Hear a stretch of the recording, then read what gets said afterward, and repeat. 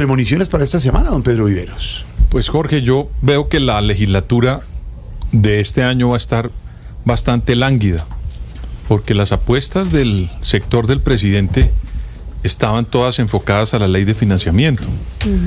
Y yo creo que pues esa ley, como lo supimos todos, no prosperó.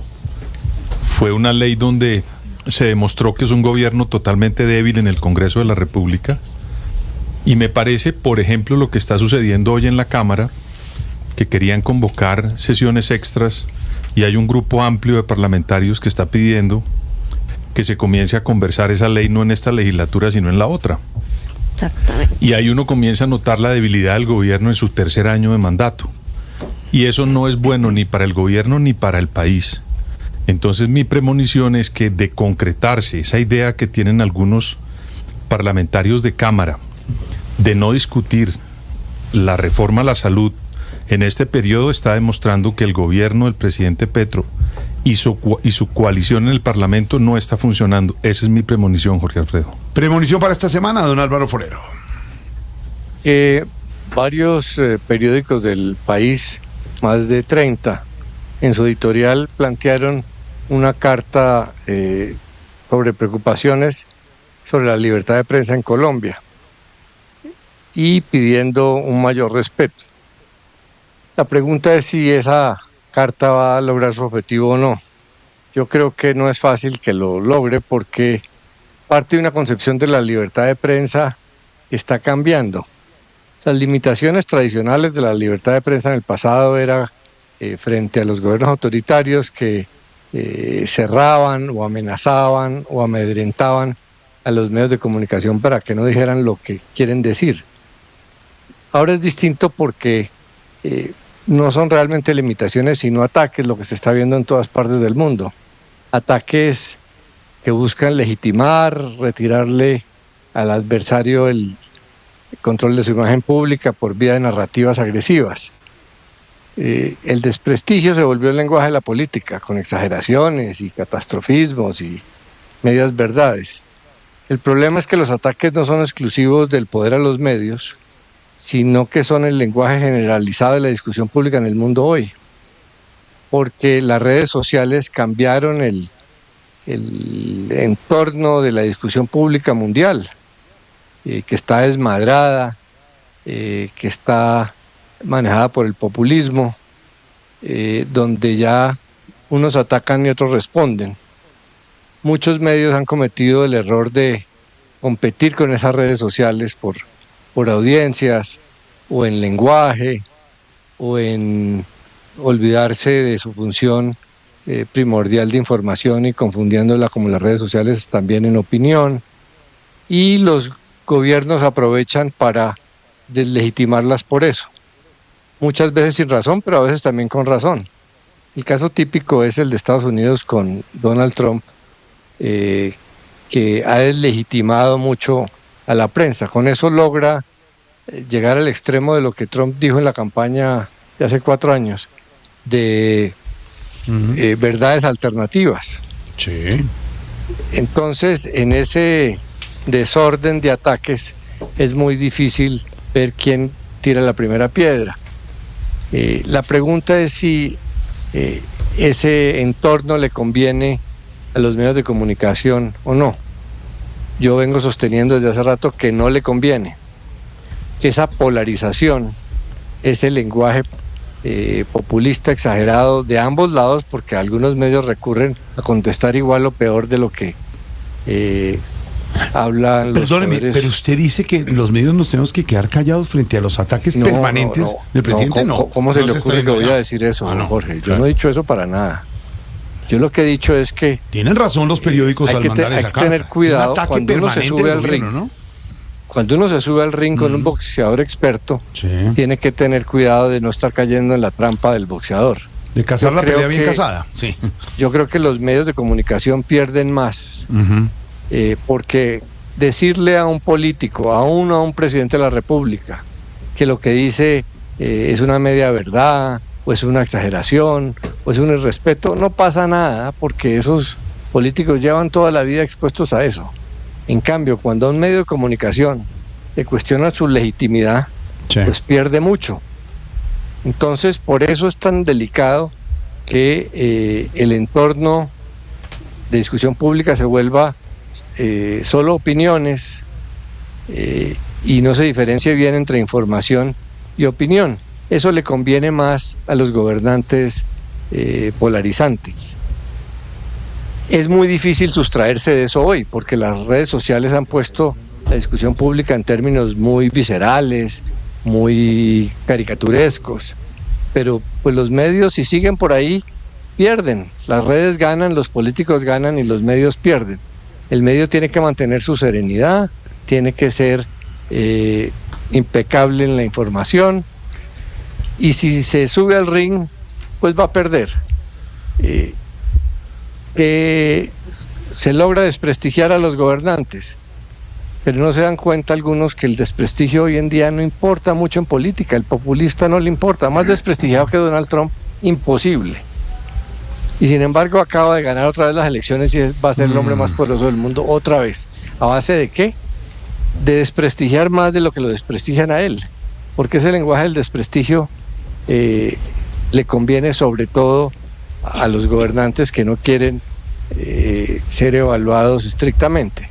Entonces es muy complejo, porque la libertad de prensa hoy está cuestionada no solamente por irrespetos de los gobernantes, sino por todo un ecosistema de discusión pública muy complicado. Yo creo que el que más pierde en ese desorden es el medio de comunicación, la institución de la libertad de prensa, y por eso se requiere mucha serenidad. Por eso yo llevo 2 años en estos micrófonos diciendo que no hay que subirse al ring, que hay que buscar acuerdos, que hay que mirar las cosas con más serenidad, que hay que no caer en tantas narrativas simplistas, que no hay que responder todas las barbaridades que se dicen desde el poder y desde la política, porque si no quedamos todos metidos en el mismo barrizal. ¿Cómo era lo que llevan los 3 Reyes Magos? Llevan los 3 Reyes Magos incienso, mirra y oro. Mirra es mortificación, y eso es lo que le significa al poder los medios de comunicación. ¿Qué pasaría? Y le agrego esto a Álvaro en una reflexión respetuosa, que es su posición. ¿Qué pasaría si no existiera esa mirra y esa mortificación y los medios de comunicación aliados y alineados con el poder? Si alguien no dijera lo que tiene que decir y denunciar. Mire, yo solo les digo una cosa. En los últimos tiempos, el más grande descalabro de corrupción en este país ha sido en este gobierno. Los carrotanques que vimos en La Guajira y que denunció la cadena colega, la W, nosotros de Noticias Caracol y Blue Radio y todo lo tuvimos. ¿Qué hubiera pasado si eso no se sabe?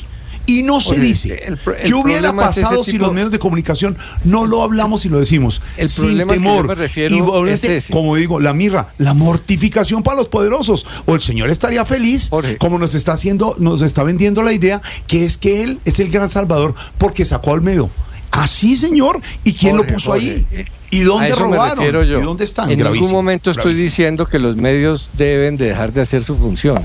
Que es la que pero tenemos se equivocan cuando se ponen a contestarle al presidente, a decirle que el señor nos está tratando de convencer. Porque los medios tienen que informar primero. Claro. Y claro que tienen derecho a opinar. Pero claro, deben hacerlo de una manera distinta, precisamente para que después el gobernante polarizante no les diga, me estoy defendiendo, o lo estoy diciendo en términos menos fuertes que ustedes. Obviamente, si la discusión se lleva a que los medios no critiquen, pues se cae. Nadie está hablando de eso. Yo estoy hablando al contrario, es que deben hacerlo, pero deben hacerlo con mucho rigor. Si hay suficiente evidencias para enfrentar las cosas, no hacerlo con medias verdades o con opiniones que a veces terminan desdibujando la información. Entonces, la libertad de expresión hoy en día no es cuando el gobierno cierra periódicos, es el ataque de ambos lados.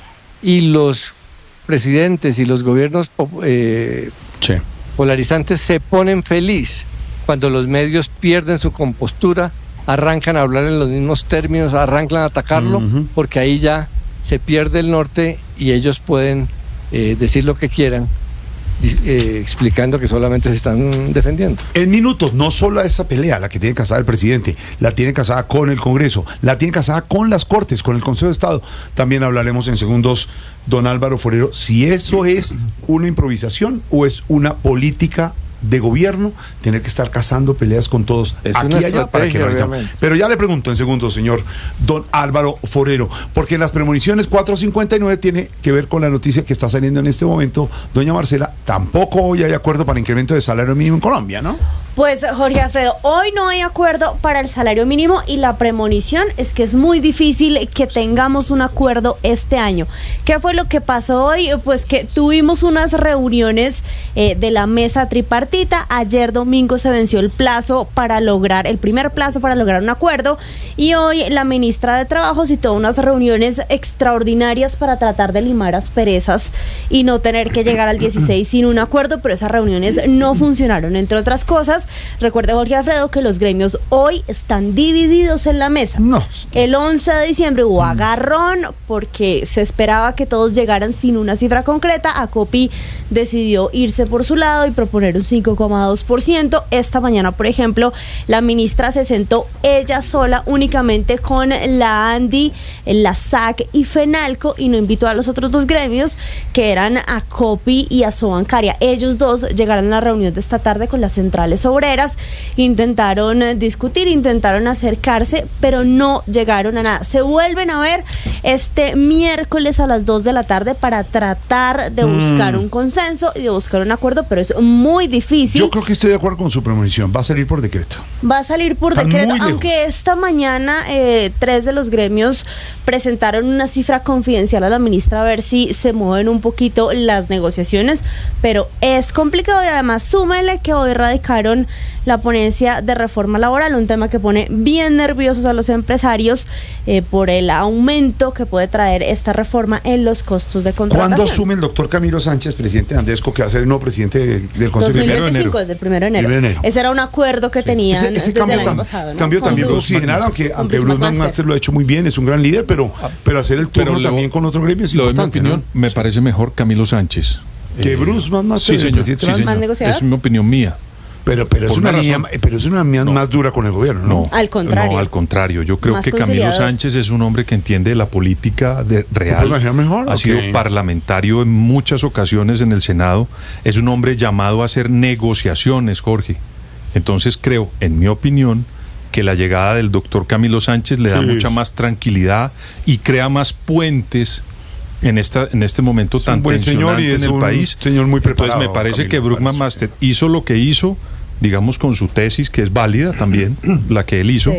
pero me da la impresión que Camilo Sánchez tiene mucho más manejo político y pues Pero- viene de un pero gremio doctor tan Camilo importante. no Pero invitó ha al sido presidente más al crítico. Congreso. No. Ya varios gremios han decidido no invitar al presidente. Como no llega. De acuerdo, pero Yo lo en esta invito. oportunidad ya es el presidente del comité intergremial, no solo de su gremio.